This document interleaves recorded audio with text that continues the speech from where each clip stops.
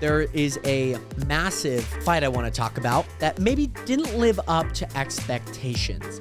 And that is the Jake Paul versus Mike Tyson fight. This fight, in my opinion, should have never happened. And I say this for one reason. And that reason is because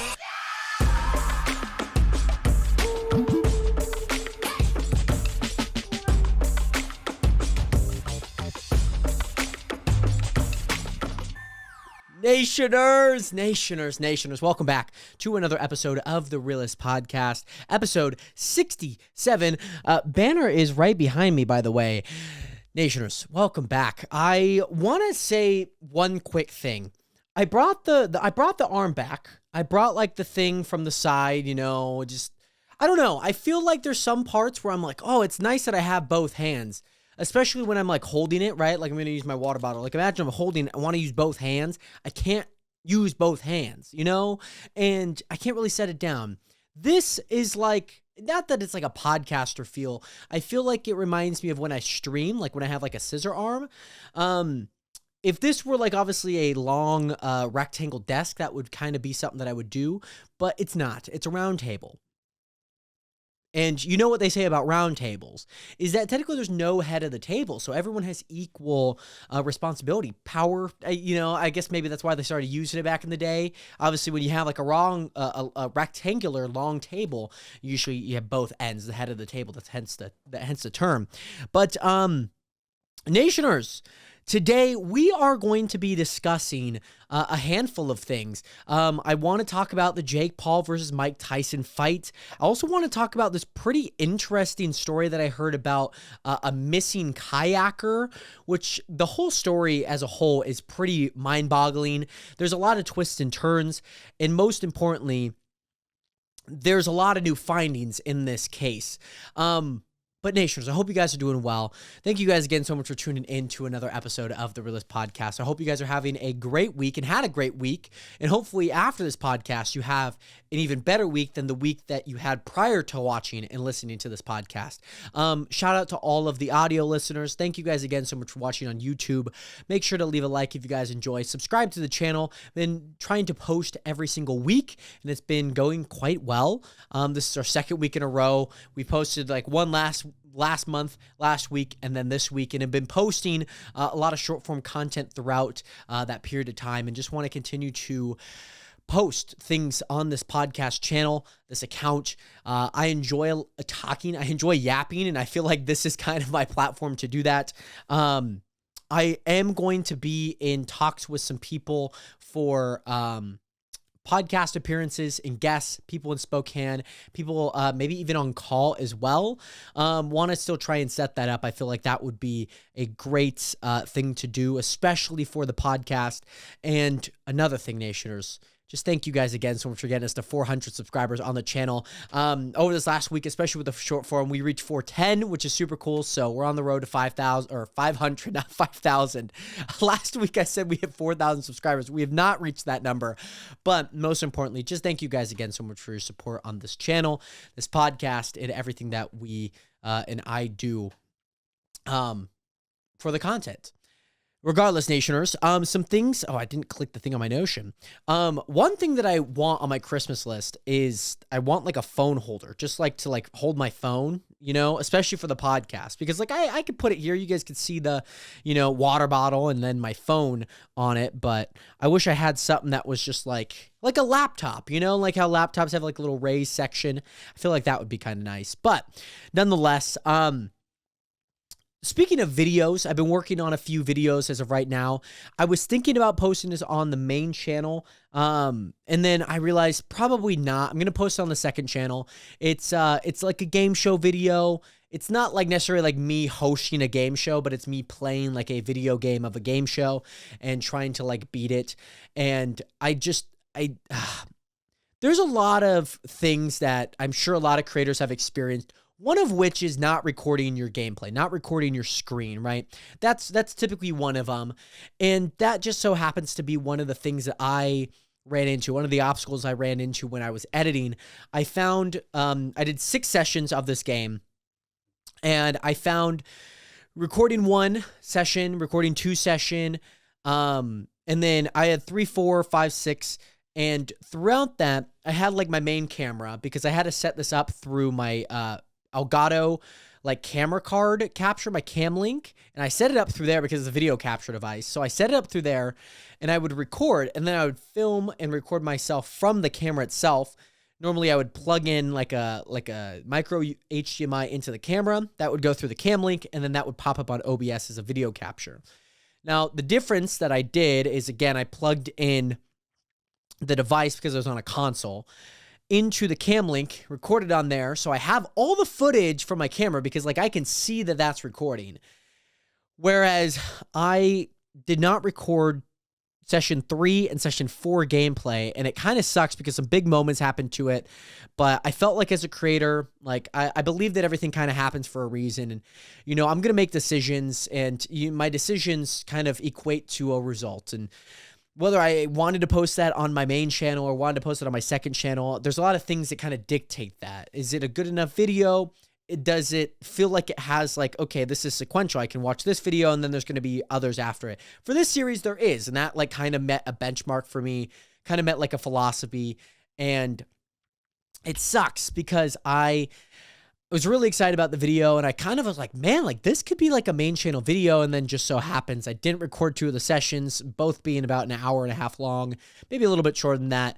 And then so I had 1, 2, and then 5, 6. So at least I had the bookends of everything. But a lot of things happened in recording 3. Recording 4 was just kind of like one of those filler episodes, I would say. So it just kind of sucks. I just didn't get the, I guess, you know, the expectation. And I think as a creator, and maybe even in our lives, there's going to be so many things that we expect, and maybe they don't exactly go that way. And I think a growing pain and maybe a growing process is coming to terms with maybe the expectation not being met. 2, how to react out of that. Is it like serious? Is it not? Is it workaroundable? You know, like imagine like a boss. You have a boss, and let's say you just, you know, every single day you leave 20 minutes early, but no matter how early you leave or how early you felt you left, you know, you showed up 30 minutes late due to traffic, right? You worked a later shift, people are getting off work, you happen to be stuck in traffic. And even if you left 20 minutes early and it takes you 20 minutes to get to work, you know, you're scooting that back, you're having to leave an hour early just to get to work, you know, and your boss is really counting on you, and your other coworkers are really counting on you to be there because, you know, they've had kind of short staff, and, you know, hey, effort, you show that you're trying, you know, it just so happens that there's a lot of things out of your control. And I think when you look at it from a grander scheme of things, being like, hey, like, I'm so sorry. Like if they came in and, you know, like if I were the coworker and that my fellow coworker came in late, and the expectation was like, hey, we got to be there on time. We got to be there at like, you know, late shift, 6 o'clock, right? And it just so happens that they showed up at 6:30. You're like, hey, it's okay. We move on from there. We can deal with this later, you know? And if like the boss were to like lash out at that person, I feel like that wouldn't be an expectation to be met. There's something to uphold out of that. And, you know, I've worked a lot in athletic fields. I know I'll use a lot of analogies in that, especially on this podcast, but there's one that kind of strikes a little bit harder. And through my experiences, just the expectation of showing up. Yes, seasons can get long. There's going to be days where maybe, hey, like I got to go to a dentist. It's after school. It's like the only time that I can. Oh, I got to get a physical throughout the first few weeks just so that I can actually practice. That's one of the things that obviously needs to take place beforehand. The expectation, especially during track season, cross-country season, is, yeah, like we expect you to show up every single day at 2:45 and be on time. On time is late, and if you show up earlier, then you're on time, right? That's like the somewhat of a golden standard. Like if you show up at 2:45, it's not the worst thing in the world. You still showed up. You're still there.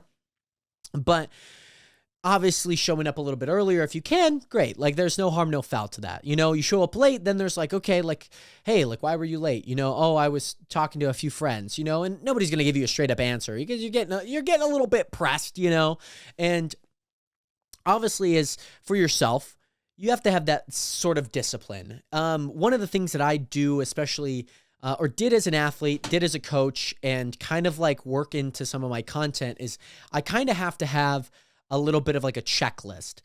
for me, when it comes to like making content, I have to have like a checklist when it comes to this podcast. Okay, what's the workflow of everything? Last week I posted 2 shorts and I didn't have any audio, like music with them, and that was just kind of like I was like, dang it, I just didn't hit that checklist, and I just like didn't remind myself to be like, oh yeah. I thought about it. I was like, okay, yeah, don't forget to put music on, rendered it out, posted it, got to bed, and I was like, dang it. That was a missed opportunity, I felt like it was some of my best pieces of content, but silver lining, and maybe this is one of those things where things don't go as expected, you could kind of find a silver lining out of it. And one of those silver linings for me last week with this content was like, hey, at least, I got out content. That's a great thing. It's okay if I didn't put any audio because I can at least see how stuff works and how stuff performs without audio. Now, obviously, it wasn't like a purposeful choice of like doing no audio. It was very much like accidental. I was rewatching them. I was like, okay, remember to put audio. Remember to put like background music. That's what I mean by audio. And just so happens I didn't. I forgot, posted them, and I get to see the results. I get to see how they do. Was it the topic or was it the background music? I've talked about a topic before. Maybe it was the background music and stuff like that to kind of keep people interested. There's a lot of things that kind of goes into that. A lot of things could be expectations not met, right? There's going to be periods of time where it's not going to be one day that makes a difference. It's going to be 10 days doing things consistently that make a difference. And for me, I felt like making those guidelines something to work through. And I know for myself, like just trying to streamline editing. Editing takes a long time, and it's not like an easy thing to just like consistently do all the time. But if I can make it easier on myself, especially with this checklist, and be like, okay, this is not bad. So with this one video, I just kind of went through and I found all the moments that like I felt were good. I was like, this is one of my downfalls as like a creator. Sometimes when I have so much footage, I don't really know how to see the through line through a lot of things. And it's something that I've been working on. And like, yeah, I remember these moments, but I'm like, how do I make this interesting? And with this video, I really felt like there was a part of me that was like, okay, like this is a little bit, I'm finding the groove. Like, yeah, maybe I'm going to have to sit there for like 4 hours, sectioned out of just like watching the footage, finding the through line and scripting at the same time. And that just so happens to be what I'm doing with this video. And I'm going to find out if that's something that I can consistently do. Am I going to get burnout because of that? Or is it going to be too much? And I think for myself, I find myself going through a lot of footage and not really doing anything with it. So one of the things that I'm doing is just kind of taking it one step at a time. Okay, how do we find the intro? How do we find act 1, 2, and 3? Like, how do we get from one point to the next, find these story beats, and then let's move through it? I'm not going to be able to show everything that happened during these periods of time. I can find the inflection points, something that you might learn in calculus and trigonometry, but I could also find just moments that I feel are worth sharing. There might be 8 different things we're sharing, and I only share half of them. Do they connect? Great. It's kind of like if you ever play FIFA, you might like you might find these things called like green links. It's like the chemistry within players, especially when you're pulling packs and you're trying to make a team, a FUT team, an FUT, and a FIFA Ultimate Team, pretty much. And it just so happens that like green links is really good. The more green links, the better chemistry, the better overall score you have. And that just so happens of like, how do I create a through line through the story? And I feel like this video is going to be really good. I have like 3 different thumbnails that I'm kind of working with. So I got to take photos for that. But sometimes you're not going to be at expectations and you have to kind of work through them. And I hope that if you are listening and maybe there's periods of times in your life where something just isn't going exactly how you thought it would go. The camp that you wanted to go to, the weight loss journey that you're trying to get through, maybe it's just not going as expected. How do we zoom past the few days and maybe a week or 2 that have kind of been ailing you? And how do we continue to focus on the end goal? For me with this video was like, hey, I want to make an entertaining video. And I find this because it's going to be one of, I think, 5 part series. I got to get at least through 1. And I know that's kind of hard to just like, it's easy to say and hard to do. That's life. There's a lot of things that we can say, and it's really hard to actually put it into action. And I hope that maybe you can zoom past a lot of things, zoom out, and just kind of see the silver lining in the moment. yeah, there's going to be tough times where you want to quit, you want to change things, and you just want to get comfortable again. I've always found the best change in my life is to be when I am most uncomfortable. There's moments when me and my girlfriend may be talking and maybe this is an uncomfortable situation for me, but I'm trying to better myself in that moment. Or there's moments, especially as, you know, frustrating moments, especially, maybe there's a viewer in chat, like trying to get like a rage out of me, trying to make me, spark a little bit of fire in me and get a reaction out of me. And, maybe I succumb to that reality, but I can still see like, hey, like I'm trying to better myself every single day. And maybe I can look back and kind of review like, oh, like I didn't really like that comment I made, or, I didn't really like how that transpired. And I hope that you guys can continue to find some silver lining in expectations. And I know there is a massive fight I want to talk about that maybe didn't live up to expectations. And that is the Jake Paul versus Mike Tyson fight. This fight, in my opinion, should have never happened. And I say this for one reason. And that reason is because of the age of Mike Tyson and the medical problems that he has had this year. Now, I followed this thing pretty closely when it was leading up to the first date. So one thing that ended up happening throughout this fight is that this fight actually was moved from a July date, July 20th, to November 15th, which was yesterday as of recording this. And don't get me wrong, like obviously the date changed. There's things that happen, right? One of the things that happened, and I'll kind of mention this a little bit later, but there's almost again, the silver lining of it being moved to November 15th. It's right before Thanksgiving. It's a little bit right before December, when people kind of like want to stay in and stay sheltered, not moving out as much, going out and going into the sun and going to the beach. This was actually probably a better date for this fight because not only was it a great overall event, I would say, it was massive. 72,000 people in arena, 65 million people watching the actual main fight, whereas the co-main had 50 million people, which is absolutely nuts. It was one of the biggest fights ever. I don't exactly know where that ranks on like the top list of most watched fights because this fight was a little different.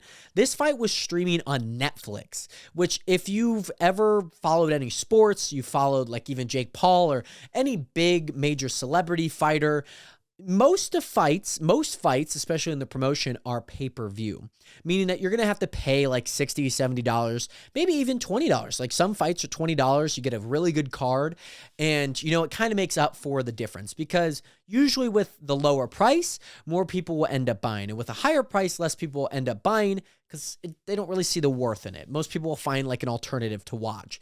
And so this was on Netflix. If you had a subscription, and I think it was just any subscription, you could watch this card. And like I watched pretty much all of the main fights. They had a prelims that was hosted on MVP's YouTube channel, but I ended up watching pretty much every fight from the 4 fights on the card. So there was like Nunes versus some other person. There was a title fight between Barrios and Ramos, which was a split draw, which is kind of crazy. I don't know how many split draws have ever happened in boxing history, yet alone even like UFC history. Obviously, UFC doesn't really go that far in rounds, which obviously the more rounds you have, the more time you have to come back and the more points you can earn, meaning like a split draw has a higher chance of occurring, but due to the total amount of rounds, usually it doesn't happen often. So that fight was a title fight, ended up being a split draw. And again, let me describe it. So one person got a victory from one judge, another fighter got a victory from one judge, and then one judge had it as a draw because there was a knockdown during the fight. So they ended up having it as a draw for their card, meaning that 1-1, and then it was split down the middle. So it was basically 1.5. And so they ended up taking the split draw. There's been a unanimous draws before, but a split draw, like I said, a little bit more interesting because somebody saw it one way, somebody saw it the other, and then somebody saw it right down the middle, which like you have like every possibility from that outcome. Somebody lost, somebody won, and somebody drew. So with that fight was a pretty good fight. It's a lower weight division, so a little skinnier. You see a lot more fast twitch. You see a lot more punches kind of thrown. They threw a lot of punches. I think they threw like 1,700 punches, which is insane. I might be wrong in that number, but that's the number that I heard on the commentary. And so that fight was really good. The Amanda Serrano versus Katie Taylor 2. This was the second time that they fought. Katie Taylor had actually won previously. I think it might have been a draw. I'm not entirely too sure. I know that they had said, I know Katie had said that she had beat Amanda. I don't know if that was just like, hey, like we had drew, but I technically like beat her. Katie ended up winning, which this fight was vicious. I think like midway through round 2 or 3, Amanda got a eyebrow cut. So one of the main detractors that comes from boxing, and I know Amanda kind of pointed out, is that Katie kind of led with her head a lot of the times, and that she specifically does it to kind of open up those eyebrows. Eyebrows are very susceptible to cuts, especially lacerations. That's why you see, if you ever see fighters, they usually have these like gashing like eyebrow cuts. It's insane. I don't know how people fight through this. Blood gets in their eye. It's very hard to see. And one of the biggest things and one of the biggest detractors from this fight is that Amanda fights southpaw, if I'm not wrong, whereas Katie fights very orthodox, left hand forward, right hand back. And so what ends up happening is that since Amanda is right hand forward, left hand back, they're both facing the same way. They're both like, it's kind of like a greater than, less than sign. Like they're both coming to the same point. So when they lean in, when Katie leans in with her left hand, her left eyebrow is about to hit Amanda's right eyebrow and whatnot. So they're coming to this point, like they're opening up the same way. Whereas like if they were both fighting orthodox, their left hand would be on their back right hand, whereas the right hand would be on an opposite for the next point of view.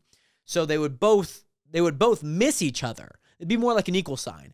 And so what ended up happening is Amanda got a big laceration on her eyebrow, and it only continued to grow. It became like this little flubby just piece of skin, and it was gross. Like I don't handle that pretty well in person, but if it's on screen, I don't mind. It's not too bad. But again, that fight was fantastic. I think over 1,400 punches thrown, or excuse me, 1,200, because I think it was 580 versus like 720. And Amanda had said like, oh, I outstriked her by 100 plus and still lost. After Katie had gotten a point deducted. So there wasn't any knockdown, but Katie got a point deducted because the ref had kind of seen that Katie was leading with the head, and after a few warnings, you should deduct a point. You know, like if they don't change it, then you kind of have to at that point. There's no other option. Leave it into the ref's hands. And so Katie obviously had won, like I mentioned, and it was surprising. I did not have it that way. I thought Amanda overcame kind of the circumstances and still held on. She definitely won the first 2 rounds, especially after a point lost. A lot of people had that round to Katie, so it would have been a draw round there, but especially with how long it went, I did not see Katie Taylor winning that. I maybe from like a overall landed punches and significant strikes. I think Amanda threw a lot more and maybe didn't do as much damage with each of the punches, but I think every shot that landed was equal power from both of them. Like, I don't know how both of them were able to stand after the end of that fight. It was crazy. It was an absolute brawl of a fight. It reminds me of Zhang Weili. I think it's Zhang Wei, or it might be, no, it would have been Zhang Weili. I think it was Zhang Weili versus Joanna Kreshchik in the UFC. If you guys ever look up that fight, Zhang Weili, it's Weili Zhang, or Zhang. It's Zhang versus Johanna, which is Joanna. And if you look up that, like Frankenstein versus like a ton of bees just stung Zhang Weili in the face. Like it was crazy. And that fight will go down as my all-time favorite female fight and probably even one of the best, like just hand-to-hand combat fights ever. That fight was absolutely nuts. And this fight, again, the Amanda Serrano versus Katie Taylor, obviously there's a lot of bragging rights. They drew, I believe they drew. They mentioned it a lot. They drew. Katie ended up winning. I would love to see a trilogy of this because I think Amanda deserves it. I think she was very robbed of a rightful win. And I think everyone in attendance, or maybe not attendance is usually a little different. A lot of people in attendance always see things very differently from what they see on camera.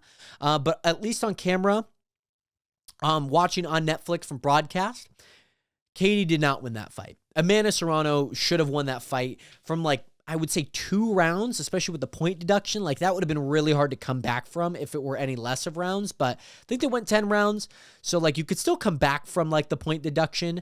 But yeah, that was really detrimental to Katie's overall score. And I just didn't see her winning many more rounds after that. Maybe the thing that kind of helped was that she at least won that round. So she didn't go down 2 points like a 10-8 round. That would have been really bad. She still went 9-9, which drew it. So maybe that ended up being the deciding factor, but I did not see it the way that the judges saw it. But again, I'm not sitting ringside and trying to judge a fight. I wish that judges would watch the fight from a broadcast view. I just feel like broadcast is the best way to kind of decide if a fight is how to determine that outcome. I feel like most people at home find it to be that. And I've never seen anyone be well, ringside's better. I've never heard a great argument for it. And if there is one, let me know. I just don't think that there is a good way. If broadcast is the best, I would love to just see the broadcast of that. You have all the commissioners, you have all the people, but yeah, I just did not expect that to be the result. I was yeah, I think Amanda won probably 2 more rounds, especially with the point deduction, but then Katie ended up winning by a full round and a half maybe, which is crazy. So yeah, that fight, again, I did not see going that way. So that brings us to the main fight, the co-main event between Jake Paul and Mike Tyson. This fight, again, was moved. It was moved. And again, I do not think that this fight should have happened. I think that this fight should have, as much as lead up and build up and hype that there was behind the fight, I just don't think it should have happened. And I know I kind of say this retroactively because if I said it beforehand, I think it's a lot different. I think a lot of people are well, Mike is probably one of the best boxers to ever live. Maybe not from a technical standpoint, but he's one of the baddest men that have ever came across. And most people, the 40 odd some people that have stood across from him. And it hasn't ended well for a handful of them. A good majority of them. He is a bad man. Mike Tyson is probably the baddest man on earth that has actually been popularized. I'm sure there's probably somebody maybe in jail, somebody in the Himalayas that is just a beast. But obviously we're not seeing live on television. Mike Tyson is that guy. And so this fight obviously had a lot of hype. We saw Mike Tyson's butt cheeks after his son interviewed him, which was absolutely diabolical. And I just could not help but laugh when it happened. I was just my goodness. And so again, this fight, well, maybe not again. This fight started off with Jake Paul and Mike Tyson, kind of usually most boxing matches, it's a few rounds of just kind of sizing up. Mike kind of came out hot, and I think Jake, normally he kind of comes out a little bit more of aggressor, kind of takes the center of the ring, but he kind of came off on this really, he kind of he was food that's been cooked, but is on low. It's still warm. It's warm. He kind of came out warm. Mike Tyson a little bit more the aggressor. I think Mike kind of came out hot. And I don't know to his detriment or not, but you can kind of see the first round, Mike Tyson definitely won. In my opinion, I think he definitely won. Now, there was a ref that gave all 8 rounds to Jake, and I could see it that way. I think Mike won the first round. Second one was a little bit more of a second or third round was a little bit more of a toss-up. Yeah, so it was Mike, and then third round, just a little bit more toss-up. You could kind of see that Mike kind of, and maybe from a viewer standpoint, he kind of settled in, or he lost steam. He was a locomotive that lost a little bit of his coal output. And Mike's 58. The last time that he fought was Roy Jones Jr. in an exhibition match. They had a whole bunch of rules about a no knockdown, try not to go hard. They just want to have fun. That was when he was 54. And I think a lot of people maybe saw Mike not really give his all. And to that point, he's 50 plus years old. Most people don't exactly move like they were, especially in their 30s or in their 20s. I could even tell a little difference from when I was in high school to now, especially a little bit more weight, a little bit more ache and pain in my body. I don't exactly move like I used to, but the biggest thing that I noticed was, man, Mike just, not that he shelled up, but these arms were not moving. They weren't moving. You know, he landed 18 punches throughout all 8 rounds, 79, I think, totally thrown, maybe 90. I think it might have been 90. I think it was a little south of 100, but somewhere in that 75 to 100 rep punches thrown. That's not a great stat by any means. I think I've seen I don't know. I've never seen a stat like that. I've never seen like a percentage that low. And mind you, this is a pro-sanctioned event. So this isn't just like an exhibition. This is like terms that they came to. This is a pro fight. It's going to go on both their records. It's not just like the Floyd Mayweather versus Logan Paul, where it's just a little bit more for entertainment, right? It's not that. The thing is that if you take the how would I put this? If you take the veil of these names, you had a 58-year-old man versus a 27-year-old man, and they fought professionally. Now, I get it, like, Stipe Miocic is 42 years old. He's a full-time firefighter. He's about to fight John Jones. He's like 39 years old. That's a pretty old fight. And most people, especially, I'm like, I don't know how they fight until their 40s. Like, I get like a quarterback like Tom Brady playing that long if you're staying in great health. LeBron James, he's hooping at 39, about to be 40 in December. Some of those things that you kind of see, and I'm just like, man, it's impressive, but you could kind of see the wheels falling off. A 27-year-old fighter versus a retired in 05 boxer, former boxer, retired 19 years boxer. And you mean to tell me that was a pro-sanctioned fight? And I know I'm kind of harsh in my wording of like, this fight should have not happened. And I'm going to tell you why, because the reason this fight was moved from its July 20th date to November 15th was in late May of this year. Mike Tyson was on a flight. I don't exactly know the details of that flight and like why he was traveling from one location to the next. I don't exactly know that, but there was a medical emergency that actually happened on this flight, and Mike Tyson was rushed to the hospital because of an ulcer flare-up. An ulcer flare-up, mind you, not many young people get this. Like, some people have a little bit of problems with it, but it's something that kind of happens as you get a little bit older. Ulcer flare-ups can be very deadly, especially if not treated, A, instantly, 2, if they're reoccurring. And one of the biggest things that came from this, and Mike put this out, I found this out a few days before the fight, but he finally put this out in full detail. He said that he almost died in June. This was probably early June when he was actually getting medical treatment, was going through transfusions, and he was going through recovery processes. And one of the biggest things that he had was 8 blood transfusions. That is a lot. That is a lot of blood transfusions, especially depending on what type of blood he has, because O is the common giver, AB positive is like the common receptor. And so, like, if he has one of those ones that just, like, you only got, like, one blood type and there's only, like, one that kind of fits the mold, that'd be rough. So he went through 8 blood transfusions. He nearly lost half of his blood, which is crazy because if you lose blood, it's really hard for your muscles to actually be, like, oxygenated, to actually feel like there is a sense of, like, being, you know? You know, like when people talk about the pump? Kind of like that in a way. And one of the biggest things is that he lost 25 pounds from that ulcer flare-up. And that is pretty scary if you were to ask me, because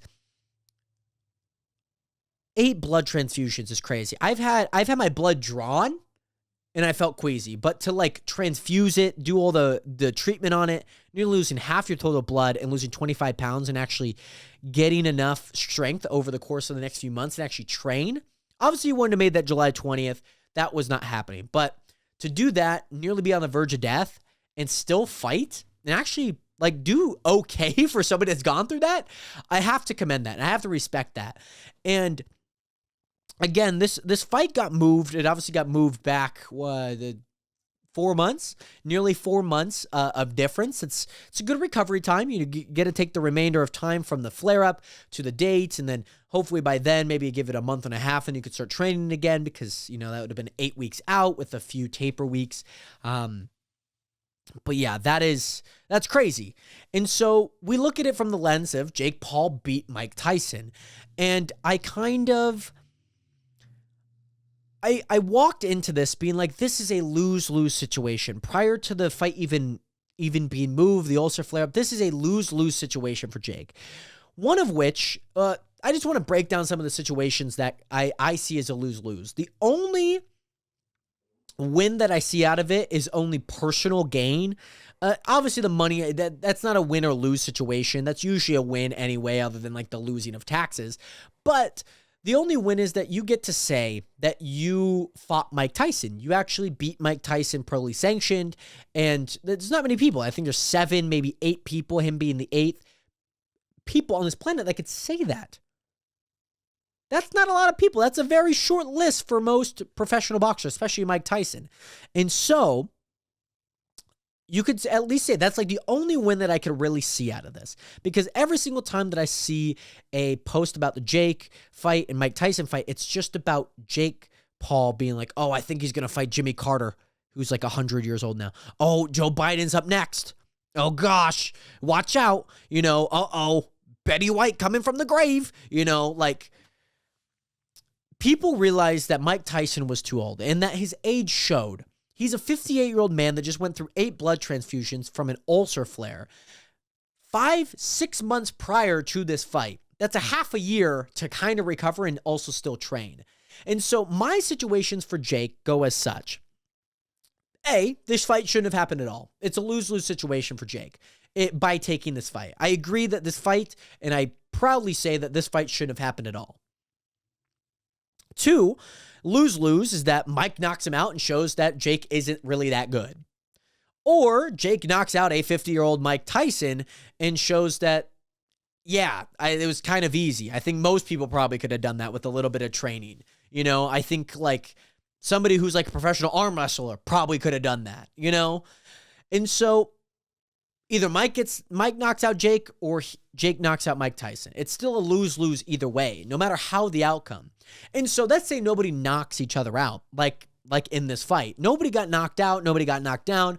Yeah, there's maybe a little bit of moments, but it was just 16 minutes of snooze fest. Like the most exciting part wasn't the final 3 seconds where Jake took a bow.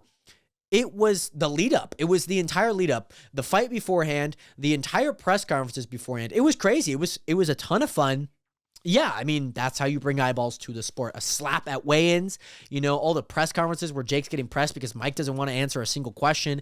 Jake goes up and, bets money on people. It's just like, yeah, I'm sure people aren't going to give their $1 million bet because, like, brother, Mike Tyson, as much as you believed in Mike Tyson, I know a lot of people did. They want to see him just ravage Jake Paul.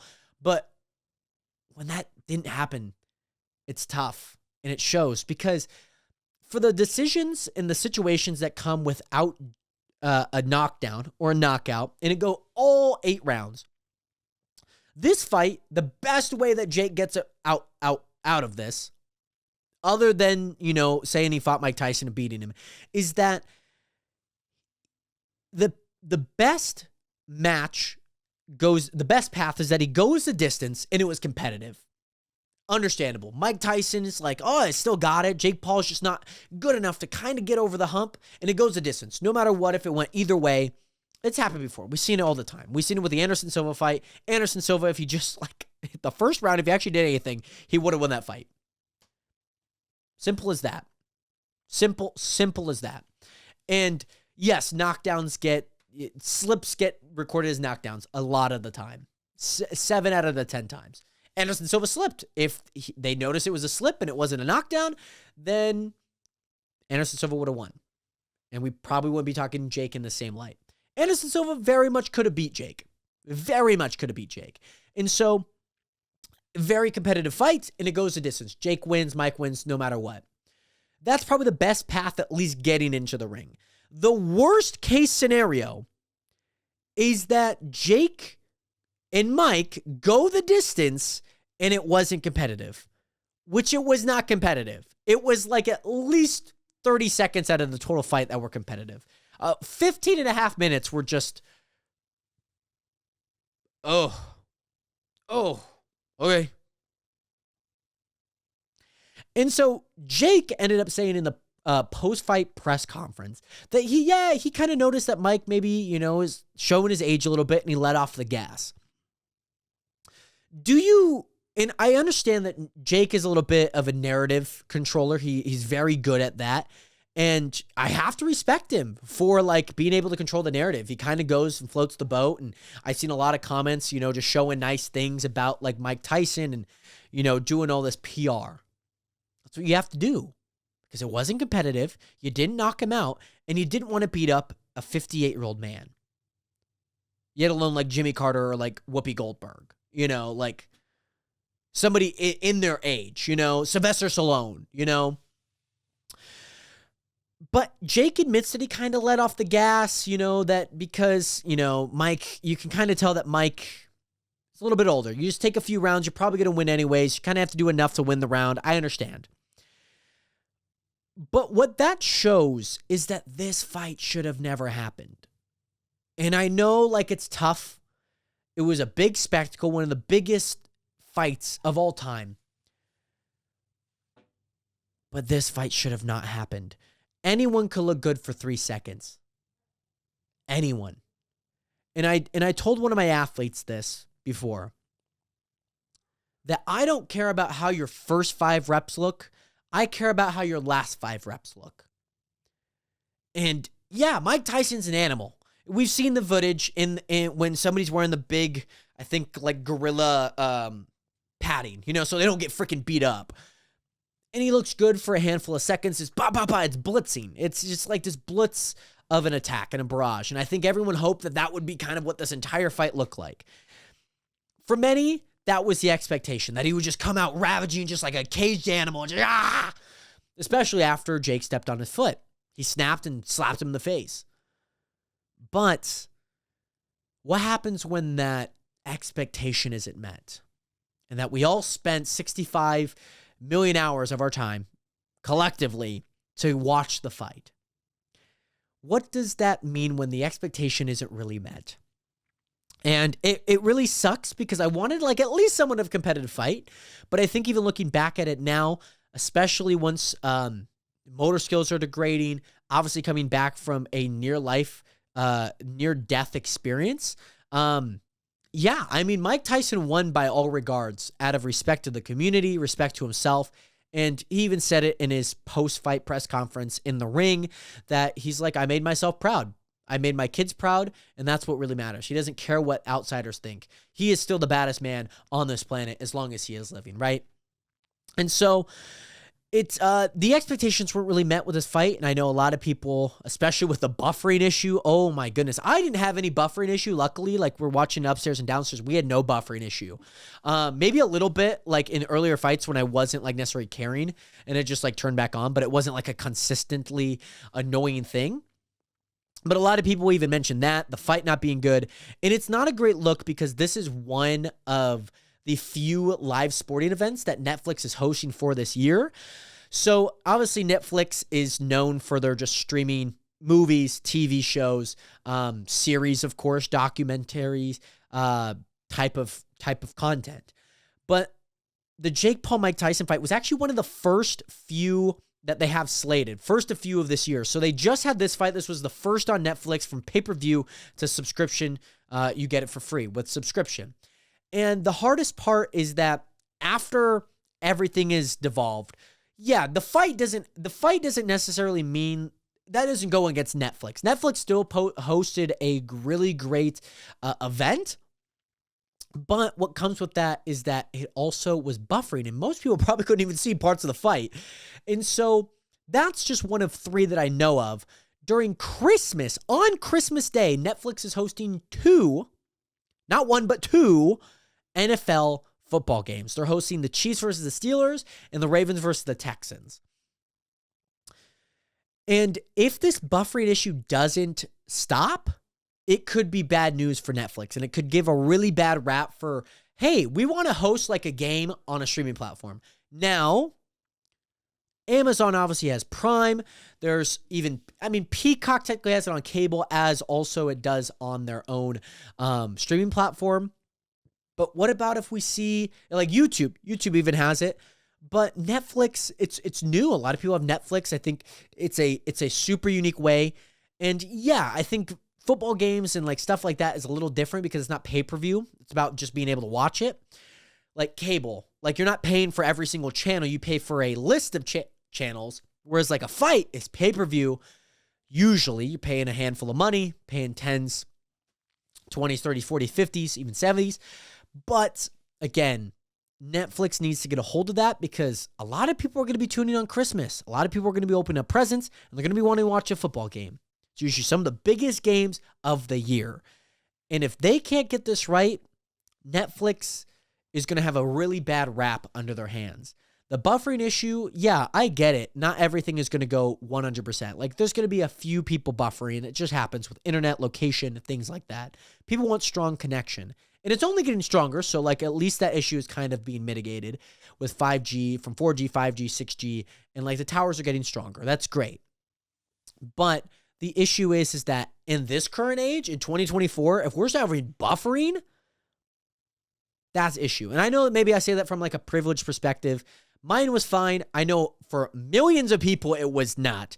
And again, like if it's just 10,000 to 100,000, maybe 500,000, I can get it. I can understand like if that happens, again, location, what type of connection you have, what type of provider you have. But when millions of people are seeing the exact same thing, a little wheel of death just going around, we have a problem.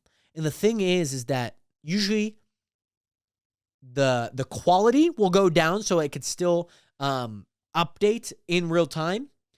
But the hard part is when you're stuck in a certain setting and the thing is only moving forward and you're stopped in this freeze of time at 41 minutes in, it has to catch up still. It has to still be able to load in everything because not only are you moving forward, you could also be able to go backwards. Twitch, for instance, doesn't have a rewind option, so don't have to worry about that. They worry about what is in real time and what is being broadcast to you with latency. And so, yeah, that is a huge issue that I think Netflix really needs to get a hold of. Very grateful that there wasn't any buffering. I recorded my whole reaction, and it just so happens that was the fight. It wasn't anything special.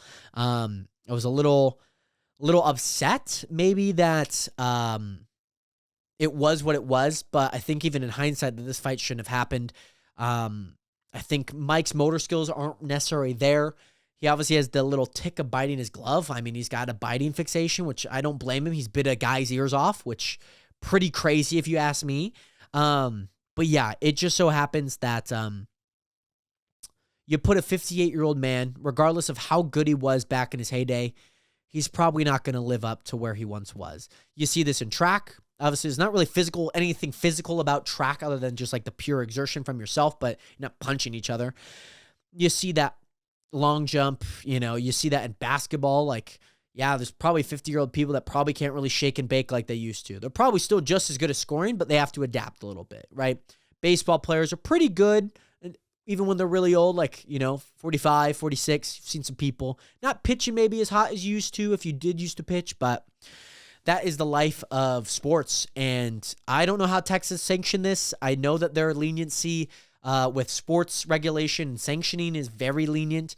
And it just so happens that they let a 50-year-old Mike Tyson fight a 27-year-old Jake Paul. And that should have never happened. And it sucks that it did. And I wish it was better. Now, I want to talk about one of these very interesting stories that I just kind of came across. It's super unique because in August of this year, there was a man named Ryan Borgwart. I think that's his name. I'm going to call him Ryan. His last name is a little bit confusing, so for the sake of it, I'm going to just call him Ryan. Ryan was on a kayaking trip, a solo kayaking trip in a lake in Wisconsin, Green Lake, Wisconsin. And he just so happens to be kayaking, and he goes missing. His kayak tipped. He drowned. He went missing on a kayaking trip, a solo kayaking trip in a lake. His kayak was found, all his supplies were also found, but no body was recovered. Now, usually, depending on the length and the depth of the lake, you can usually kind of figure out like, hey, is there anything down there that is resembling of a body, or resembling of maybe a little bit of supplies? Now, the kayaks float. Kayaks float. I can understand maybe if it sank a little bit, but kayaks typically float. You'll find the kayak. The supplies maybe a little harder depending on if they're attached or not. Kind of depends. But Ryan's gone. Is he at the bottom of the lake? Did he drown? Did his kayak flip and he couldn't get it over? You know? What happened to Ryan? Well, basically what ended up happening is that after Ryan went missing, investigators went into, hey, where's Ryan mode? That's kind of like the mode that they went into. They went into an investigation to learn more about Ryan's disappearance. Is he dead? Is he pronounced dead and drowned at the bottom of the lake? Well, there happens to be a viral TikTok that came out that is a man that wants to travel to Uzbekistan. And this young content creator in San Diego has a sign that says, "Ask me for free advice." And Ryan, supposedly, this guy in this TikTok who looks a lot like Ryan, shaved head, shaved beard, and this is filmed in June. This video is filmed in June. So this is prior to the August disappearance. Well, this guy that's supposedly Ryan, this random guy on this e-bike in San Diego, which is nowhere near Wisconsin, right? It's nowhere near Wisconsin. He's asking for free advice. Should I go to Uzbekistan or should I stay here? And he kind of dodges a few questions. He kind of mentions he's married and he wants to go to Uzbekistan to see a woman. And he states that women here really aren't doing it. He wants somebody to be content with, a woman to be content with. And apparently that woman to be content with is somebody in Uzbekistan, which is in Central Asia, more Western Asia, but definitely more Central Asia on a grand scale of things. And so he wants to, this guy's conflicted, doesn't know what to do. Does he go to Uzbekistan and meet this woman? Or does he stay with his wife that he's married with for a handful of years? They have 3 kids together. He doesn't mention this in the video, but he said he's empty nesters, which from the photos that I've seen, I don't believe. From the photos of Ryan, if this is Ryan, I don't think that he is an empty nester. And so there's one maybe lie there that he maybe had, but obviously if this isn't Ryan, it doesn't really matter. He could just go to Uzbekistan, see a woman, and potentially divorce his wife or leave his wife. Or if this is Ryan and he's conflicted, he said that he's an empty nester because it doesn't really matter about his kids. They're gone to college. That's what empty nesting means. They moved out. They've gone, lived their lives. His kids seem rather young. They seem like in their 10s, their teens, early teens. Maybe even a little younger, depending on when the photo's taken. But if that is Ryan,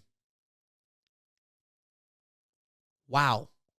Because here's the thing that the investigators found in their search for Ryan. So after Ryan had gone missing, they went on their "Where's Ryan?" search. They went on their Scooby-Doo mission. And the Scooby-Doo mission led them to 4 crucial details. And these details are as such that A, he received a second passport. Most people only have one issued passport unless the other has gone missing. So they'll usually get a second if they have had a missing passport or an expired passport that obviously doesn't work anymore. They'll usually get another passport because of that. But to already have one and receive a second is strange. It's very odd. And so to receive a second, that was one crucial detail that they found. They also found out that Ryan had taken a $375,000 life insurance policy out in January of that year. That is a lot of money. And there are some signs that he had actually used and maybe not used that money, but he had tried transferring monies overseas to an overseas bank account, So is that account the woman in Uzbekistan? Well, details that also came out were he had an email that had links to a woman that lived in Uzbekistan. And so if we compare the single things that have happened, and not to mention The day before his kayaking trip, he deleted his entire search history, the entire internet browser history that he had probably over months gone. It's absent. It's no longer there. But what would happen a day later is that Ryan would go absent himself. Not only his search history would be deleted, but every trace of Ryan, of him alive, gone. Like Thanos snapped, out of existence. Now, yes, of course, everything before Ryan had gone missing is still there. His wife, his kids, I'm sure his car's still there. His house is still up and running. The mustard that's in his refrigerator, the ice pops in his freezer are still there. They still exist. But Ryan, and a lot of people believe that Ryan used that second passport to get to Canada and have a woman meet him there and take him back to Uzbekistan. That is the theory as of right now, and that's where they traced his new identity with this new passport to Canada and to Uzbekistan. And now police believe, and authorities in Wisconsin believe, that that is the case. From the findings that they found the day after, on August 13th, the day after his disappearance, they found that, and they believe that he is still alive and faked and staged his death. And what's even more concerning is if you find the parallels from what we know in a criminal case, in this investigation, maybe not criminal case, but his investigation, to where he is in this video in June in San Diego. Now, one of two things. Did the family take a trip down to San Diego? We have no idea. Let's go ask the wife and kids if they took one.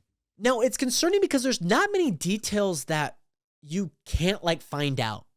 Yes, like Ryan in this video, if this is Ryan on an e-bike in San Diego, he has a shaved head, he has no beard, but he looks pretty similar to the Ryan that we know. The Ryan that we know has kind of maybe 2/8 of an inch of hair length. He has kind of a bigger, wider nose. His ears, the inside of his ears, they're very pointy. They're also pointy on the e-bike, and he has a beard. So one of two things that we can find out is, and did this family go to San Diego on a trip? Or did Ryan ever visit San Diego during this time? Now, Bailey Boomhauer is the content creator for San Diego that made this video. And this video went viral because people knew about this missing person in Wisconsin, that maybe, there's just a bunch of stuff happening. He resembles this one guy that gone missing. This guy in this video resembles this guy missing. And we don't know what Ryan looked like days before his disappearance. We have no idea. He could have grown the hair back. Maybe he didn't shave it at all. But to have this weird interaction, I could tell that the girl Bailey did, she was trying to give advice, but he wasn't giving much information. He didn't want to, she was like, hey, well, if you want to go see this woman, I think you should divorce your wife first. He's like, well, yeah. It's a thought that just he's thought about or never even thought about all at the same time. And so he's like, oh, yeah, I'm going to have to divorce my wife, or, oh, yeah, I'm going to have to divorce my wife. I'd rather not do that. And so with this weird interaction and pairing of dialogue, it seems to me that he, A, didn't want to divorce his wife. And so, two, it would be very plausible. It is very, very plausible that he would just fake his death and flee the country. It's very possible, especially with this odd interaction with this person that's just Bailey was just trying to give advice.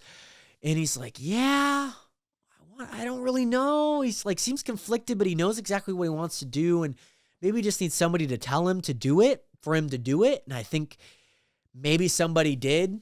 I don't know if I guarantee you what the answer Bailey gave him was not the answer he wanted to hear. And that leads to signs of fleeing and staging your own death.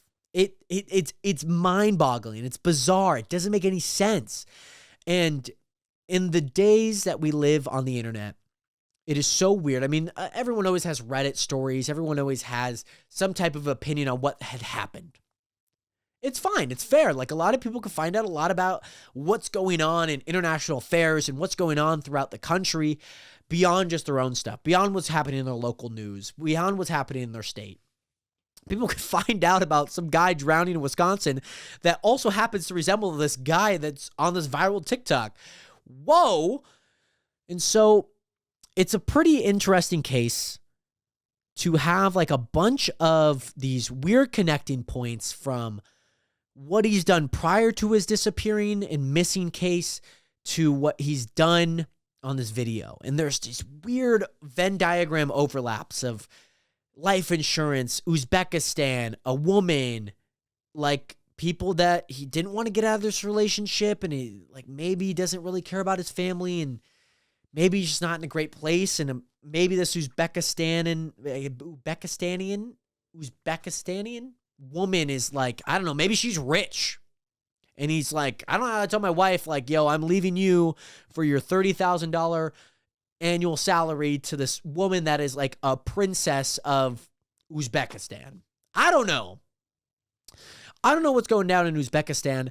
People, I'm sure, are grasping for, not grasping for straws, grasping for like a hay barrel. They're probably taking flights to Uzbekistan to go find Ryan. People in Wisconsin are like, you know what, that guy in Watertown, Wisconsin, which is where they live, that guy did not drown. That guy fled. That guy's gone. He is in Uzbekistan right now, living the life of a king. Okay? And I'm sure everyone on the internet, everyone on TikTok, everyone that is seen and heard this story is like, yo, that is freaking Ryan. There's no doubt in my mind. Some people have been led to believe that that is not Ryan. Some people, like forensic analysts, have been led to believe that that is Ryan. There's some odd similarities. Like I mentioned, the nose, the ears, the brow crest. He didn't really smile too much, or at least I couldn't tell. Especially because most photos we see are the left side of his face, whereas the video is the right side of his face, and it's just like, oh, you can't really tell. Like, he has no tattoos. There's no tattoos discernible from a shirt standpoint. But this would be one major case to look at. So if that is Ryan in that video, he obviously went up to this lady and was willing to ask for advice. He didn't really care about the consequences of this being posted. So one thing would be, if he didn't care, he's probably not going to change his clothes. He's probably not going to go out and buy new clothes just to wear. So one thing, was he in San Diego at any point during June? With family, with friends, for work? Two is that, are the clothes that he's wearing even him? Like if he went solo, are the clothes that that man is wearing a wrapped around zipper hoodie, a t-shirt, and I think some shorts or like some cargo pants? Are those his clothes? Are those clothes that he has worn before? Are those clothes that he took down with him to San Diego? And if they don't, and if he never took a trip to San Diego on any parts, on any counts, probably not him. It couldn't be. If he showed up to work from June 1st to June 30th, and that was probably couldn't be him. And so it doesn't necessarily eliminate the point of him leaving the country and going to Uzbekistan, but it at least eliminates the thought and theory that that person on the e-bike is Ryan. And if it is Ryan, it doesn't change the fact, because you can't go interview the guy on the e-bike because he is currently in Uzbekistan. And so I'm sure throughout the past and potentially these next few weeks and maybe months, we're going to find out about the criminal charges against Ryan if he is alive. If he's not and he drowned in that kayak and he's at the bottom of Green Lake, Wisconsin, which they have sonared, they had no traces of it. But if he is, by all means, rest in peace. It's tragic if that did happen. But there is something compelling about the thought and this weird connecting phase of this random TikTok video from Bailey and this weird, strange, missing kayaker in Wisconsin. That's where we're going to leave it off today. I hope you guys enjoyed today's episode. This was really, really fun. I love talking about this stuff. This was a very compelling piece that I could not tell. You know what I mean? But thank you guys again so much for watching. If you guys did enjoy it, make sure to leave a comment down, or make sure to leave a comment down below. Do you think that Ryan is alive? And what are your thoughts on the Jake Paul versus Mike Tyson fight? Leave a comment below. Make sure to leave a like if you guys did enjoy. Subscribe, and I'll see you guys in the next episode. Episode 67. Banner is right behind me. I'll see you guys in the next one. 07. Peace. Peace.